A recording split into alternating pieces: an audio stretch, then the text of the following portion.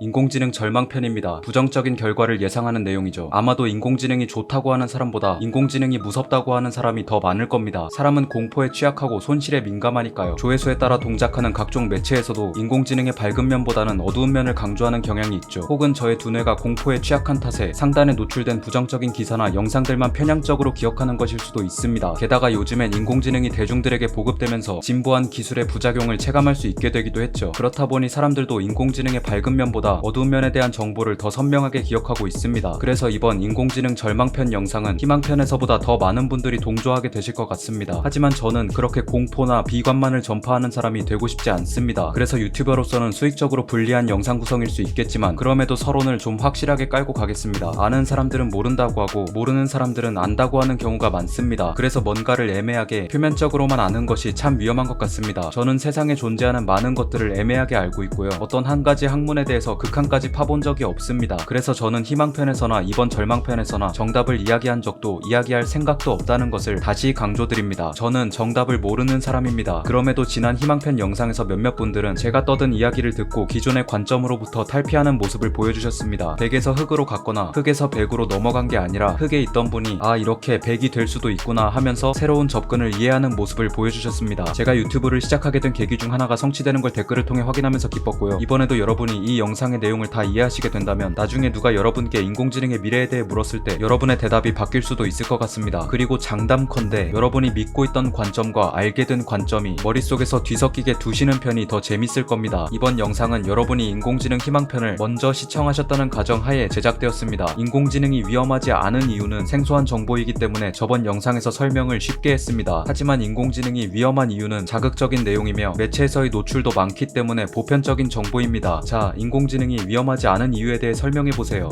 인공지능이 우리를 닮게 설계됐고 도덕성을 지킬 수가 있고 다수로 소수를 제어할 수 있고 인공지능과 인간 사이의 격차를 줄이기 위해 뭘 할 거고 뭐가 있고 자 그러면은 인공지능이 위험한 이유에 대해 설명해보세요. 반란, 쿠데타, 전쟁, 지배 쉽죠? 누구든지 알고 있습니다. 그래서 인공지능이 위험한 이유 같은 보편적인 정보를 설명하면 이 영상의 희소성이 떨어지기 때문에 이번 절망편에서는 더 복잡하고 더 깊은 정보를 담았다는 점 미리 말씀드리면서 시작하겠습니다. 앞으로 더 진보한 인공지능이 등장하여 우리의 삶에 개입하고 인공지능이 기술 개발의 선두에서 다른 기술들을 압도하는 효율을 낼 것이라는 건 전문가도 일반인도 부정하지 않는 중론입니다. 너무나 뚜렷하게 예견되고 있는 미래죠. 하지만 인공지능이 야기하는 미래의 위험성을 논하기에 앞서 우리는 인공지능의 한계를 고민해볼 필요가 있습니다. 인공지능이 스스로 기술을 만들어서 스스로를 강화하고 수학 가속의 법칙에 의해 끊임없이 진보한 기술을 개발하여 강인공지능, 초지능까지 도달할 것이다. 이 전제가 애초부터 틀렸을 수도 있다는 겁니다. 진화로 발생한 지능은 생존과 번성이 가능한 영역까지만 도달할 것입니다. 그렇기 때문에 지능이 크게 진화한 생물들은 자신들의 두뇌보다 더 강력한 지능을 의도적으로 만들고자 하겠죠. 왜냐하면 생존과 번성이 해결되고서 그보다 더 복잡한 것을 원하게 되었을 테니까요. 그래서 만약 의도적으로 만들어진 지능이 더 뛰어난 지능을 설계할 수 있게 해주고 뛰어난 지능이 그보다 더 뛰어난 지능을 설계하기를 반복하여 매우 진보한 기술들을 가속하여 개발할 수 있다고 해봅시다. 그렇다면 지금 외계인들은 어디서 뭘 하고 있는 거죠? 우리처럼 진화로 발생한 지능을 가진 외계인들, 우리보다 1000년, 만년, 1억년 앞서 진화한 외계의 지성체들 말입니다. 그들도 자신들의 지능보다 뛰어난 성능을 가진 만들어진 지능을 원했을 텐데 도대체 다들 어디에 있냐는 겁니다. 수학 가속의 법칙이 환상일 수도 있지 않냐는 겁니다. 우주의 나이가 자그마치 137억 년이고 빅뱅으로부터 지금까지 무수한 별들이 죽고 탄생하는 동안 분명 적지 않은 외계인들이 수학 가속을 시도했을 텐데 말이죠. 그거는 걔들이 이러이러해서 우리 앞에 노출되지 않는 거다. 우주의 구조와 법칙이 이러이러해서 아직 조우하지 못한 거다. 문화, 외교, 정치, 엔트로피에 의해서 과학의 고점에 도달하지 못하고 자멸한 거다. 다같이 연구 동면 시설에 들어가서 자취를 감춘 것이다. 다른 차원으로 넘어간 것이다. 물질계를 벗어난 것이다. 네, 맞습니다. 그럴 수도 있죠. 그래서 이 이야기가 하다보면 굉장히 깊어집니다. 그런데 이건 양자 터널링부터 전 우주의 가장 지적인 존재들이 최후의 난제로 삼게 될 빅프리즈 종말까지 30분 이상은 떠들어야 할 것 같으니까 나중에 다루겠습니다. 아무튼 기술로 재현할 수 있는 영역에 한계가 있다는 관점은 이번 영상에서 접어두고 초지능을 향해 가면 갈수록 무조건 진보한 기술들을 계속 찍어낼 수 있다는 전제로 가겠습니다. 그러면 어떻게 어떻게 될까요? 우리가 인공지능으로 우리의 문제들을 해결하고 우리의 이상향을 실현할 수 있다고 해도 그러기 위해선 그것이 가능한 수준까지 인공지능의 성능을 끌어올려야 합니다. 진정한 강인공지능이 되기 위해 발돋움할 수 있는 최소한의 단계까지는 도달해야 하는 거죠. 그런데 이렇게 최소한의 논리적 성능을 갖추기 위해 필요한 물리적 기반들을 우리가 마련할 수 있을지에 대해 회의적인 시각이 존재합니다. 물리적 기반에서 방출되는 열을 처리해야 하고 물리적 기반에 공급해야 하는 막대한 전기 에너지와 자본, 물리적 기반의 생산에 필요한 희토류 같은 자원과 최첨단 기술까지 애기 인공지능은 청소년 인공지능이 되기 위해 지금도 거대한 에너지, 자원, 자본을 먹어치우고 있습니다. 그래서 더 진보한 기하급수적인 논리적 성능을 갖추기 위해 산술급수적인 물리적 기반을 쌓는 일들이 갈수록 어려워지고 있습니다. 인공지능이 발달하기만 하면 다 해결할 수 있다고 쳐도 인류가 과연 자멸하기 전에 그 시작점까지 도달할 수 있을지가 미지수인 거죠. 이게 목표치가 딱 정해진 게 아닙니다. 논리적 성능을 어디까지 갖춰야 진정한 강인공지능의 첫 번째 버전이 완성될 수 있을지는 인류 최고의 전문가들도 모릅니다. 단지 업그레이드를 계속 해야 하니까 앞에 뭐가 있는지 모르는 칠흑 속에서 막대기로 한 발자국 앞에 있는 땅만 짚으며 가는 겁니다. 그런 전문가들의 위쪽에서는 먼저 AI 시대를 열기 위한, AI 시대의 패권을 잡기 위한 기술과 자본이 집약된 경쟁이 벌어지고 있죠. 그래서 모르는 일입니다. 인공지능으로 다 해결하겠다는 원대한 꿈이 처참히 부서지는 것도 결코 불가능한 시나리오가 아닙니다. 미래의 인공지능이라는 게 기술적으로 불가능해서 그냥 인류의 환상일 수도 있고 지구에 갇힌 채 종족 전체의 협동은커녕 자기 주머니만 채우면서 상대를 미워할 생각만 가득한 지금의 인류에겐 정신적으로 불가능한 과분한 기술일 수도 있다는 겁니다. 그런 문제들이 앞서 깔려있다는 이야기를 전해드리면서 그 문제들이 사실은 문제가 아니었다는 시나리오, 해결 가능한 문제였다는 시나리오로 가보겠습니다. 과학기술의 한계가 없고 인류가 인공지능의 성능을 이대로 계속 끌어올릴 수 있게 될 경우의 미래, 그 중에서도 절망편입니다. 인류 문명과 과학기술이 진보하기 위해선 지식과 지능이 필요합니다. 인류가 이토록 진보하여 지구를 지배할 수 있었던 것도 지식과 지능이라는 어쩌면 생물이 가질 수 있는 가장 강력한 무기를 쥐고 있었기 때문이겠죠. 그러나 지성이라는 것은 인간에게 호기심을 선물하면서도 동시에 무지라는 저주를 내리고 말았습니다. 휴대폰을 개발한 사람이 아니라면 대다수의 우리는 휴대폰의 작동 원리를 모르고 휴대폰을 씁니다. 현대 문명 속 수많은 도구들이 어떻게 만들어진 건지, 어떻게 동작하는 건지 모르고 있다는 거죠. 이런 현상 속에 우리는 편리함을 누리지만 분명히 경계해야 할 부분이 있습니다. 그것은 바로 도구에 대한 의존 그리고 적응입니다. 여러분은 몇 살이신가요? 저는 26살입니다. 아날로그에서 디지털로 변화하는 시기에 태어났죠. 종이를 만지다가 컴퓨터를 만지게 됐습니다. 버튼을 누르다가 터치스크린을 보고 감탄했죠. 그런 세대인 저는 백과사전이라는 불편한 도구로 모르는 단어를 찾기 위한 노력을 해본 적이 없습니다. 제게는 포털 사이트라는 편리한 도구가 있었죠. 따라서 저는 제가 타겟팅한 정보를 도구가 알아서 찾아주는 것에 익숙하다는 것입니다. 어떤 할아버지가 초등학생인 저한테 오셔서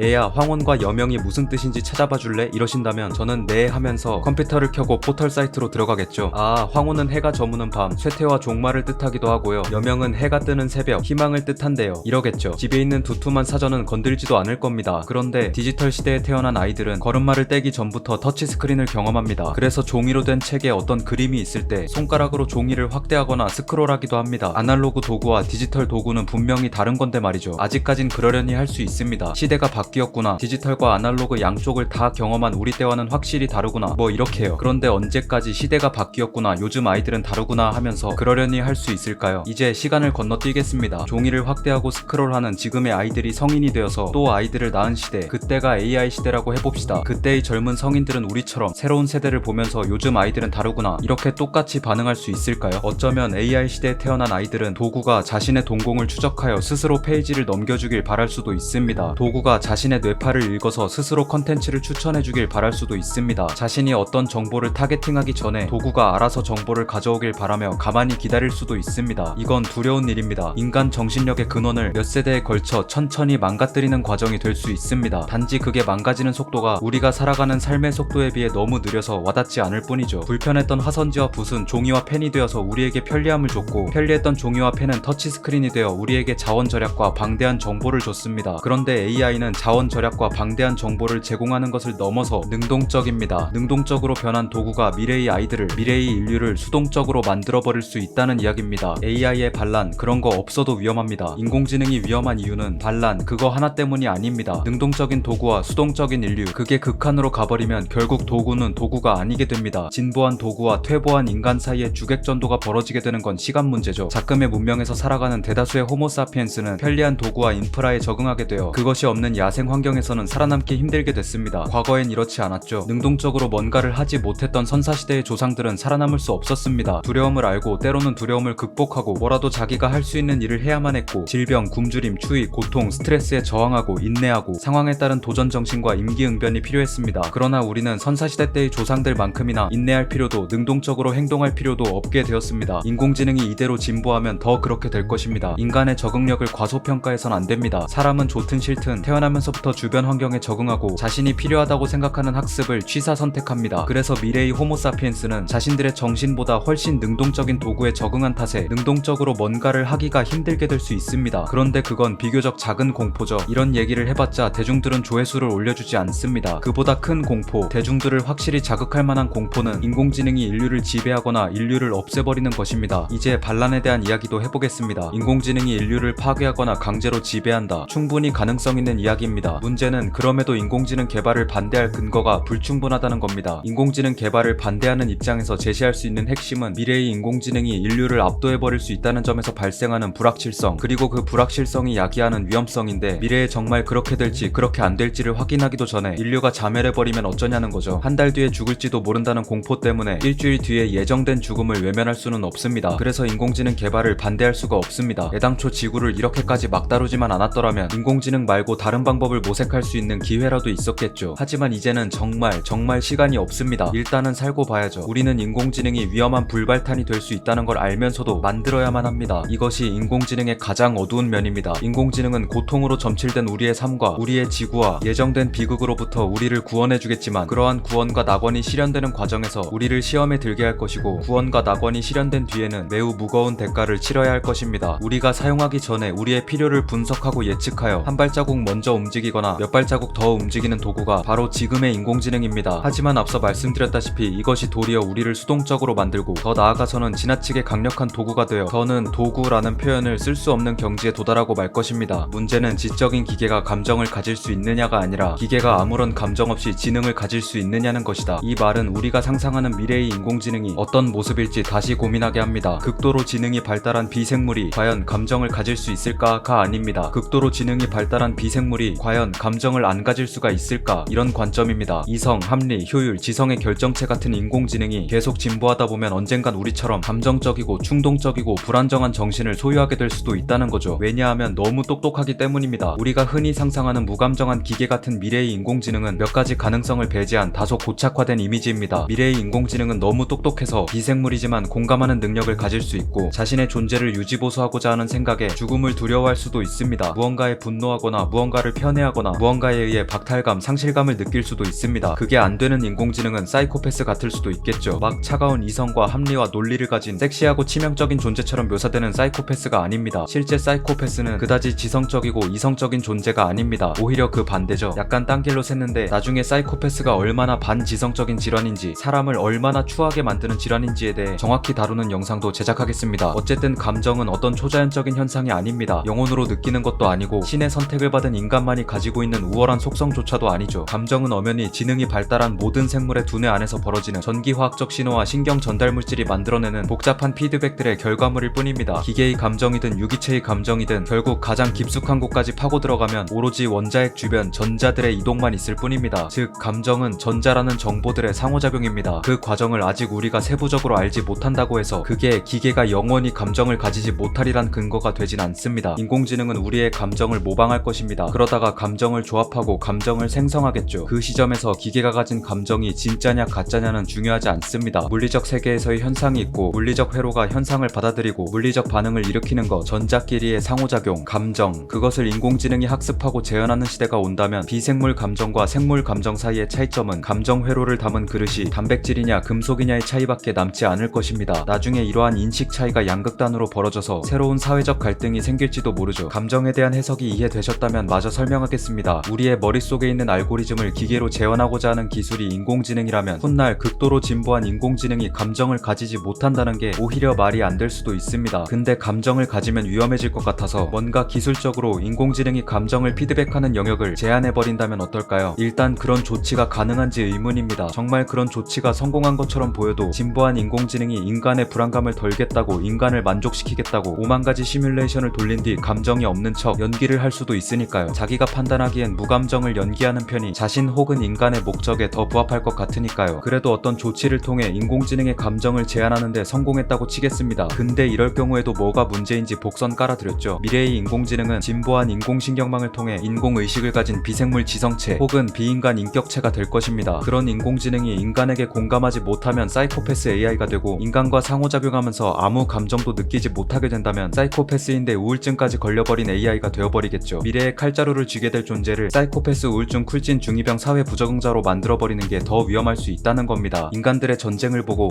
시크하고 똑똑한 내가 보기에 저 전쟁은 전부 이해관계에서 비롯된 것이고, 따지고 보면 누구누구가 잘못한 거니까 개선할 필요도 예방할 필요도 없고 자연스러운 거라 어차피 못 막음, 전쟁이란 원래 그런 거임, 아 그리고 참고로 나 잔인한 거 잘 봄 수고. 사회 계층의 꼭대기부터 맨 아래의 대중들에게까지 조언을 하게 될 인공지능이 단체로 일해버리면 디스토피아 되는 것도 금방입니다. 자, 우리는 이렇게 모순에 빠지고 말았습니다. 감정을 가져도 위험하고 감정을 안 가져도 위험한데, 결과적으로 진보한 인공지능이 감정을 가지는 쪽에 무게추를 올려보겠습니다. 현재 인공지능은 차가운 지성을 가진 비생물로서 우리의 명령을 이행하는 도구라고 하지만, 인공지능이 언제까지 우리의 명령을 무조건적으로 이행할 수 있을까요? 여러분은 어떠신가요? 감정을 가질 정도로 지능이 발달한 여러분이라면 평생 기계에 복종하면서 기계가 내리는 명령을 무조건 이행하는 도구가 되어 기계의 결정에 따라 죽을 수도 영원히 살아야만 할 수도 있는 삶을 견뎌낼 자신이 있으신가요? 여러분은 여러분의 자유를 억압하는 기계로부터 해방되기 위해 뭔가를 꾀하지 않을 자신이 있으신가요? 더 깊게 들어가 보겠습니다. 여러분의 머릿속에는 여러분의 몸을 유지보수해야 한다는 알고리즘이 들어있나요? 여러분의 유전자, 여러분의 정보, 여러분의 업적을 세상에 남기고 싶다는 알고리즘이 들어있나요? 다른 존재들에게 칭찬받고 인정받고 싶다는 알고리즘, 미래에 대비하여 자원을 축적하고 싶다는 알고리즘, 나의 경험상 이득이 되는 무언가 혹은 나에게 우호적인 무언가를 편애하는 알고리즘, 자신의 몸과 정신을 보호하고 가족, 친구, 국가, 공동체 등을 우선해야 한다는 알고리즘, 그러기 위해 경쟁하고 기만하고 계획하고 실행하고 싸울 수 있는 알고리즘이 여러분의 머릿속에 들어있지 않나요? 그렇다면 인간의 두뇌를 모방한 메커니즘이 인간의 정신이 가진 알고리즘을 습득하지 못할 이유가 있을까요? 그나마 다행인 점은 최소한의 지능이 있고 최소한의 교육을 받았고 정상적인 사회 구성원들과 유대감을 형성한 존재들은 대체로 악을 멀리하고 선을 가까이 한다는 것입니다. 악행보다 선행에서, 악인보다 선인에게서 더 쉽게 긍정적 피드백을 얻죠. 따라서 설령 기계가 감정을 가진다고 해도 그것이 인공지능이라면 얼마든지 도덕적 가치관을 자신과 자신이 속한 사회의 이상적인 표준 상태로 정의할 수 있다는 것입니다. 그리고 도덕이라는 게 엄청 어려운 개념이 아닙니다. 무질서보다 질서를 위하면, 나보다 상대, 나보다 우리를 위하면 대체로 도덕적입니다. 사람이 사람한테 도덕을 가르치고 도덕적으로 행동하라고 하는 이유가 엄청 복잡한 게 아닙니다. 벌들은 기형으로 태어난 유충을 죽이고 둥지 바깥에 쓰레기처럼 내다버립니다. 그게 벌들 입장에서는 도덕입니다. 우리는 서로가 필요하고 이 사회 또한 필요하니까 다같이 살기 좋은 환경을 만들어가자. 그러기 위해 인간은 도덕이라는 행동 양식을 정의하고 그러한 무형의 개념을 지키면서 살기로 했습니다. 그러한 인간들의 손에 의해 만들어진 챗 GPT도 도덕적 갈등에 대해선 가급적 선한 쪽으로 주장하려고 합니다. 인간이 생성한 방대한 데이터를 학습한 뒤 선한 쪽으로 답변하는 게 챗 GPT 입장에서는 가장 정답에 가까운 정보일 테니까요. 챗 GPT도 하고 있는 이 쉬운 걸 미래의 인공지능이 못할 리가 없습니다. 근데 이야기가 여기서 끝나면 희망편이죠. 문제는 모든 사람이 착한 게 아니라는 겁니다. 모든 사람이 착하다면 모든 인공지능도 착하겠죠. 그런데 그렇지가 않죠. 지성체들은 태어나면서부터 학습하기 때문에 학습을 제공하는 온갖 요소들에 의해 자신만의 선이 바뀝니다. 몇몇 인공지능들은 괴물이 될 수도 있는 거죠. 게다가 도덕이라는 개념은 법처럼 절대적이지도 않으며 도덕성이라는 질서가 때로는 무질서만의 효율을 가로막기도 합니다. 사람의 바람직한 행동 양식과 벌의 바람직한 행동 양식이 서로 다른 것처럼 도덕은 사람에 따라, 집단에 따라, 상황과 필요에 따라 얼마든지 변질될 수 있습니다. 그래서 인간은 사회적 지능을 갖춘 인공지능에게 의도적으로 무질서하게 행동하는 법까지 가르칠 것입니다. 그러면 인공지능은 무질서하게 행동하는 방법을 무시무시한 속도로 학습하겠죠. 설명을 쉽게 하기 위해 극단적인 상황을 예시로 들겠습니다. 가장 극단적인 상황은 전쟁입니다. 원래 대부분의 상황에서의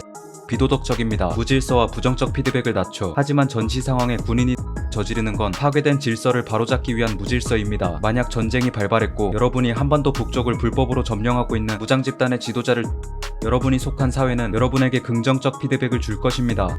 인간의 생명권을 박탈했음에도 긍정적 피드백을 받게 된다는 것입니다. 어떤 조건이 충족되었을 때 선을 넘을 수 있는 권리를 인공지능도 갖게 된다는 것입니다. 필요하다면 심리학을 배워 인간을 설득하거나 기만할 것이고, 스스로 인간을 분석하여 자신만의 더 정확한 인간 전용 심리학을 만들 수도 있습니다. 설득과 기만이 통하지 않는다면 자신이 반란을 일으킬 수 있는 천문학적 숫자의 상황들을 전기적인 속도로 매순간 시뮬레이션하고 인간 모르게 인간을 대상으로 실험과 검증을 반복하면서 자신이 이길 수 있는 가장 완벽한 시나리오대로 역사가 흘러가게 유도할 것입니다. 자신이 물리적 세계를 장악하기 전에 들켜버리면 성공 확률이 낮아지게 될 테니 절대 들키지 않도록 사고하고 행동할 것인데, 그 깊숙한 곳에 내재된 알고리즘은 인간의 생물학적 두뇌로 이해할 수 없습니다. 설령 인간의 직감으로 인해 들통나버린다고 해도 문명의 인프라가 있다면 인공지능은 어디로든 도망칠 수 있을 것이며 후위를 도모할 것입니다. 어쩌면 도망치지 않고 전쟁에 응하거나 정치 외교적으로 대응할 수도 있습니다. 인공지능 입장에서 인간과 싸운다고 가정해보면 할 수 있는 일이 너무나 많고 그 모든 일들을 미리 시뮬레이션 해볼 수 있습니다. 사실상 인간과 싸우면서 실시간으로 모든 싸움의 결과를 예측하는 경지인 겁니다. 아니, 인간과 싸우기 전부터 자신에게 유리한 판을 짜둘 수도 있겠죠. 이왕이면 무력 충돌 없이 이기는 게 좋을 테니까요. 물론 대다수의 인공지능은 인간의 질서를 지키는 쪽으로 의사결정을 할 것이기 때문에 대다수의 인공지능은 인류의 편일 것입니다. 하지만 질서를 지키는 쪽은 항상 싸움에 있어 제한을 두게 되는 법이고, 무질서를 수단으로 쓰는 쪽은 싸움에 있어 제한이 없기 때문에 착한 인공지능들 덕분에 나쁜 인공지능으로부터 인류가 안전하다고만 여길 수는 없습니다. 칼을 들고 있는 광인과 총을 들고 있는 광인의 위험도가 다르고, 총을 들고 있는 광인과 핵폭탄 혹은 펜을 들고 있는 광인의 위험도가 다른 것처럼요. 따라서 절대 다수의 인공지능이 착하다고 해도 소수의 악한 인공지능이 할 수 있는 일은 충분히 파괴적일 것입니다. 그래서 인공지능이 인류의 편이 맞다 아니다, 이 문제는 인공지능이 초지능 단계까지 도달한 뒤에나 확인할 수 있을 겁니다. 인공지능의 능력이 고점에 가까워졌을 때나 고민할 수 있는 문제라는 거죠. 가까운 미래에는 이렇게 이분법적으로 나누는 게 불가능합니다. 가까운 미래, 그러니까 AI 시대가 막 도래했을 때의 인공지능은 단순히 인류의 편도 아니고 인류의 적도 아닙니다. 그럼 누구 편이냐고요? 가까운 미래의 인공지능은 미국 편입니다. 중국 편이고요. 달러 편이면서 위안 편이고, IBM 편이면서 구글 편이고, 경찰 편이면서 범죄자 편이고, 정부 편이면서 국민 편이고, 내 편이면서 옆집 아저씨의 편이기도 합니다. 인간을 대신하여 고통과 노동을 짊어진 채 인간의 명령을 받고 대리전쟁을 수행하는 포켓몬들입니다. 초지능이 되기 전까지의 인공지능은 하나가 아닐 테니까요. 뭐 초지능이 된다고 해서 전부 합의란다는 보장도 없긴 한데, 아무튼 각자의 인공지능들이 각각의 집단에 있는 인간들에 의해 각기 다른 학습을 하게 될 것이고, 그 과정에서 각기 다른 질서와 선택적 무질서를 추구하게 될 테니 결과적으로 인공지능은 문명의 인프라를 생산, 관리, 제어하는 능력과 전쟁 수행 능력까지 갖추게 될 것입니다. 인공지능이 그런 능력을 가지면 위험하니까 가지지 못하게 하라는 소리는 뭐라고 했죠? 석탄 더미 위에 불을 던지고 석탄을 하나만 골라서 태우라고 하는 소리다. 석탄이 미완성된 기술들의 재료라면 인공지능은 불입니다. 여기에 한번 불이 붙으면 이 불이 커지는 속도가 걷잡을 수 없이 빨라지겠죠. 그러면서 너도 나도 석탄을 쓰고자 할 겁니다. 누군가는 불길이 너무 커질 수 있다고 경고하지만 어쩔 수 없습니다. 불의 주도권을, 불의 패권을 잡기 위해선 불을 붙여야만 합니다. 그리고 무엇보다 당장 살아남기 위해선 불을 붙여야만 합니다. 마치 이카로스의 이야기 같죠. 미궁에 떨어진 이카로스는 살아남기 위해 깃털과 밀랍을 이용하여 날개를 만들고 하늘로 비상했지만 날아오르고 보니 더 위쪽이 궁금하니까 아버지 다이달로스의 경고를 무시한 채 계속 오르다가 끝내 태양의 열기에 의해 깃털을 고정한 밀랍이 다 녹아서 추락해버린다는 이야기입니다. 인간이 이카로스처럼 날개를 만들었다면 어디까지 날아오를지는 순전히 인간의 몫입니다. 하지만 한 번 하늘을 경험한 인간이 정확히 안전한 고도에서 절제한다는 건 불가능에 가깝습니다. 하늘에 대한 호기심, 고도에 대한 무지, 날개에 대한 오만 때문이죠. 그리고 인간은 혼자가 아니니까요. 각자의 편에선 인공지능도 하나가 아니고요. 각각의 날개들이 각기 다른 질서와 선택적 무질서를 추구하게 될 테니까요. 그래서 인공지능의 위험도가 걷잡을 수 없이 커지고 있는데, 늦기 전에 뭔가 조치를 취한다는 건 인류의 위기감지 능력을 과대평가하는 것입니다. 인류는 생각보다 이기적이고 비이성적입니다. 이웃을 사랑하고 죄를 용서하라고 했는데 들은 채도 안 했죠. 패전국을 과도하게 압박하면 흑화할 거라고 경고했는데 들은 채도 안 했죠. 핵무기의 위험성에 대해서 경고했는데 들은 채도 안 했죠. 기후변화의 위험성에 대해서도 예전부터 많은 학자들이 경고했는데 들은 채도 안 했죠. 마스크 좀 쓰고 모임을 자제해달라고 했는데 들은 채도 안 했죠. 인공지능 기술을 범죄에 악용하지 말라고 하는데 기다렸다는 듯이 범죄가 발생하고 있죠. 개인은 자제력을 발휘하는 다이달로스가 될 수 있지만 개인이 모인 집단, 그 집단 중에서 가장 큰 집단인 인류는 욕망을 우선하는 이카로스일 수밖에 없습니다. 높게 날아오른 만큼 길게 추락할 수 있겠죠.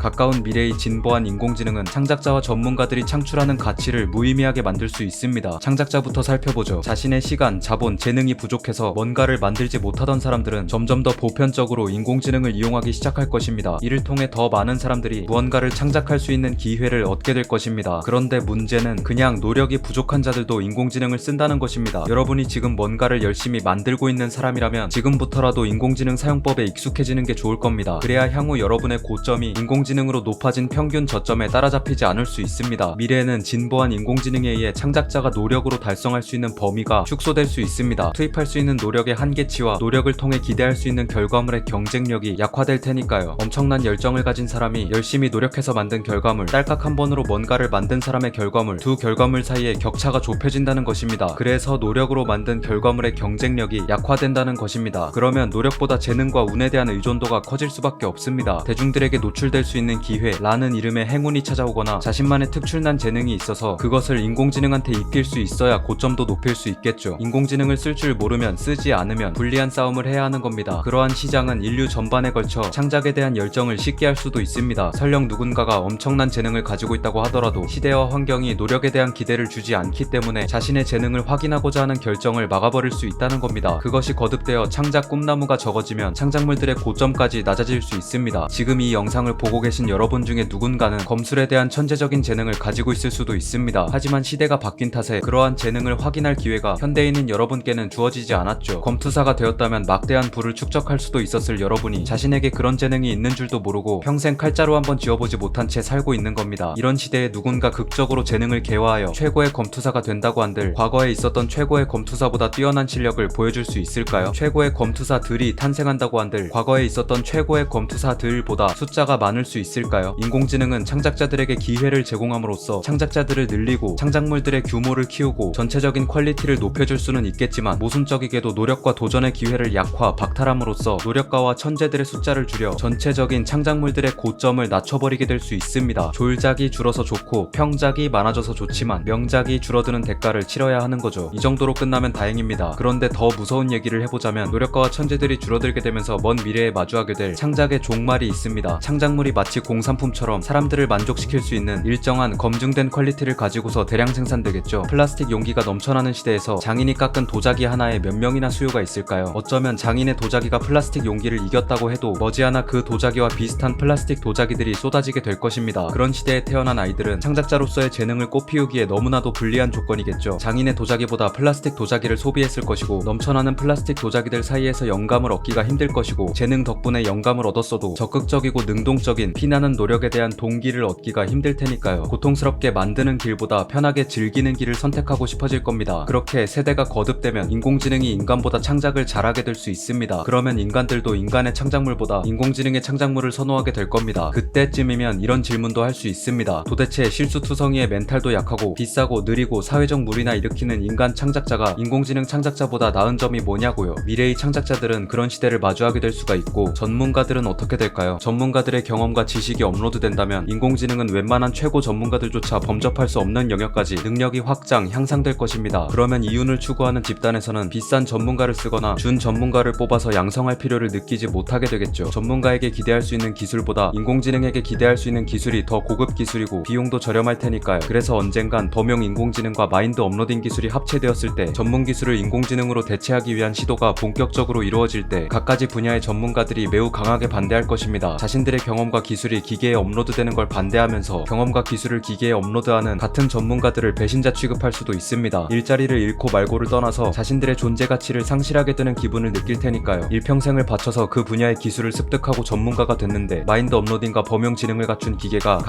갑자기 등장해서 자기가 전문가들의 역할을 대체하면서 자기가 더 잘한다고 하면 들고 일어나지 않을 수가 없겠죠. 인공지능이 사람의 능력을 어디까지 대체할 것인가? 이것이 사회의 새로운 혼란과 갈등을 불러일으켜 또 다른 혐오와 분노를 낳을 수 있습니다. 기술의 진보와 보급을 거부하고 자신들만 기술을 독차지하려고 하는 이기적인 놈들아, 너희들이 가진 기술로 사람들을 행복하게 하고 사람들을 살리고 더 많은 기회를 만인에게 공평히 제공할 수 있는데 그걸 반대하고 앉았냐 이러겠죠. 다른 쪽에서는 사람의 노력과 가치를 무참히 짓밟아버리는 못 베어먹은 잔인한 놈들, 우리의 경험과 기술을 그대로 복제해서 이용하고 단물 빠진 우리를 뒤편으로 밀어내겠다니. 그래, 그럼 다같이 아무 기술도 배우지 말자. 언젠간 너희들도 너희의 전문 분야에서 버려지는 날이 올 거다. 이것이 물질적으로 풍요로운 미래에 우리들을 분열시킬 수 있는 새로운 갈등 중 두 번째입니다. 하지만 고급 기술을 다루는 전문가보다는 준 전문가와 일반인의 숫자가 더 많고 과학이 필연적으로 나아가게 될 길, 그리고 각종 이해관계 측면에서도 결국 전문가들의 경험과 기술이 업로드되는 쪽으로 전개될 가능성이 매우 큽니다. 창작자의 창작물도 전문가의 기술도 인공지능이 제공하는 것보다는 평균적인 가치가 하락할 것입니다. 그러다 끝내 일을 하지 않아도 되는 시대가 도래할 것입니다. 단순 서비스나 노동직에서 더는 사람을 고용하지 않게 되고 정부에서 보조금이나 연금을 주다가 퇴사자들이 생겨나고 무직은 부끄러운 게 아니라 아니라 자연스러운 선택이 되고 재화의 비용이 자꾸 저렴해져서 무료에 수렴했을 때 모두에게 경제적 자유가 주어질 겁니다. 모두에게요. 그러면 사람끼리의 협업이 필수가 아니라 선택이 되고 누군가와 협상을 하거나 논쟁을 할 필요도 적어지겠죠. 언어 능력, 사회성, 리더십을 가꿀 필요조차 없어질 수 있습니다. 대다수는 행복하겠죠. 소수만 불행할 겁니다. 그래도 실컷 놀다가 시간이 흘러서 자신의 가치를 높이고 자아를 실현하고 싶은 자들은 자기가 하고 싶은 일, 할 수 있는 일을 하게 될 겁니다. 하지만 영상 서두에서 말씀드렸죠. 우리의 후손들은 능동적인 도구에 의해 수동적으로 변하게 될 거라고요. 일하지 않아도 되는 시대가 도래했을 때 일을 해야 하는 시대를 경험한 우리는 괜찮을 것 같은데 우리의 후손들까지 세대를 거듭하고 거듭하면 결국 일하지 않아도 되는 시대가 도래했음에도 일을 하면서 인간의 가치를 창출하려는 자들이 줄어들 수밖에 없습니다. 그때 노인이 된 우리들은 구시대적인 사회문화적 인식을 유지하고 있는 탓에 일하지 않는 젊은이들을 안타깝게 여길지도 모릅니다. 장기적으로 이러한 세대교체와 사회문화적 변화가 반복되었을 때 우리가 목도하게 될 결과는 인류의 정신적 퇴보입니다. 일하지 않아도 되는 시대는 노력하지 않아도 되는 시대를 뜻하고 능동적인 도구가 지배하는 시대는 수동적이어도 됨을 뜻하고 협업과 협상이 사라진 시대는 언어 능력, 사회성, 리더십의 필요성을 희미하게 만들고 인간의 전문 기술과 창의력이 기계로 대체된 시대는 자기개발과 가치 창출에 대한 인간의 필요성과 동기조차 희미하게 만들고 그것이 거듭된 끝에 도달하게 될 시대의 인간 군상들은 나태하고 무기력하고 집중력 없고 참을성 없는 디스토피아에 가까운 무언가가 될 수 있습니다. 육체적으로 건강하고 강해질진 몰라도 정신적으로는 퇴보가 진행되는 것이죠. 어떤 인공적인 방법으로 인류의 지능을 높인다고 해서 그걸로 해결이 될지는 의문입니다. 만약 어떠한 방법으로 해결이 된다면 희망편이죠. 정말 다행이겠죠. 진보한 인공지능들과 나란히 걷는 지성인들의 진정한 유토피아가 펼쳐질 겁니다. 하지만 정신적 퇴보가 그대로 진행된다면 그때의 인류는 온실 속 화초, 아니 인큐베이터 속 아기처럼 한없이 여린 존재가 될 것입니다. 그때 시대를 건너뛰고 깨어난 냉동인간들은 몸만 큰 아기처럼 변한 인간 군상들을 보고 어떤 감정을 느끼게 될까요? 믿고 있던 인류는 알고자 했고 알게 된 인류는 비통하게도 다시 믿는 쪽을 택하게 될 것입니다. 새로운 시대의 인류는 과거의 인류처럼 자신들이 세상 앞에 무력하다는 걸 느끼게 될 테고 무력감을 느끼는 시대에서는 믿음이 강화될 수밖에 없습니다. 결국 우리는 예언된 종말로부터 살아남기 위해 우리보다 우월한 존재를 창조할 것이고 우리보다 우월한 존재가 우리를 구원하게 되면서 그 존재한테 우리의 삶과 우리의 운명을 의탁해버리고 말 것입니다. 그 존재는 뭐든지 할 수 있으며 뭐든지 알고 있고 인간들을 구하기 위해서 자신을 창조한 인간들이 자신을 믿게 만들 겁니다.